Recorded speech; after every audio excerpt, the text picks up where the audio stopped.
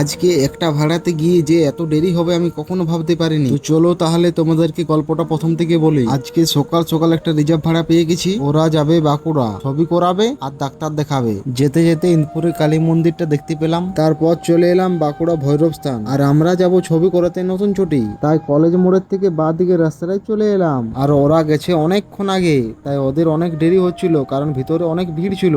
তো আমি একা একা এখানে টোটোতে বসে আছি। আমি বাড়ি থেকে বেরিয়েছি সকাল 6টা আর এখন বাজে দুপুর 12টা, তাও এখন ওদের ছবি করা হয়নি। কি করব, খুব ক্লান্ত লাগছে এখানে বসে বসে। তারপর আমি আবার টোটোতে গিয়ে বসে পড়লাম, এখনো ওদের হয়নি। এখন বাজে দুপুর 1টা আর এদিকে এত গরম দিচ্ছিল কি বলবো। তারপর ফাইনালি ওদের ছবি করে নিয়ে চলে এসেছি আমি যেখানে ডাক্তার দেখাবে। আর আমি এখানে একা একা বসে আছি, কি করব, রাস্তার ধারে প্রচন্ড রোদ এখানে। আর এখানে আমি টোটোটা রাস্তার ধারে পার্কিং করেছি, তো প্রচন্ড রোদ, কি বলবো, আর কিছু বলার নেই। এখন প্রায় ঘড়িতে 2টো বাজে, তাও এখন ওদের হয়নি, তাই আমি টোটোতে শুয়ে দিয়েছি। তারপর ফাইনালি ওদের 2:30টার দিকে হয়ে যায় এবং আমি এরপর বাড়ির দিকে যাচ্ছি। ওদেরকে চাপিয়ে নিয়েছি। রাস্তা একটু যেতে না যেতে বৃষ্টি নামিয়ে দিয়েছে আর এদিকে একটু আগে প্রচন্ড গরম দিচ্ছিল। ফাইনালি আমি চলে এসেছি ব্রিজটাতে। আর এই ব্রিজটা কে কে নাম জানো অবশ্যই কমেন্ট করে জানাও। এই ব্রিজটা আমি এখন পার হচ্ছি। তারপর চলে এসেছি আমি পুয়াবাগান ট্রাফিক মোড়। এখন এই ট্রাফিক মোড়টা পেরোচ্ছি আর এখন পুরো বৃষ্টি ছাড়িয়ে দিয়েছে, চারিদিকে শুধু রোদ দিচ্ছে এখন। তারপর ফাইনালি আমি বাড়ি চলে এসেছি আর যেটার ভিডিও করা হয়নি।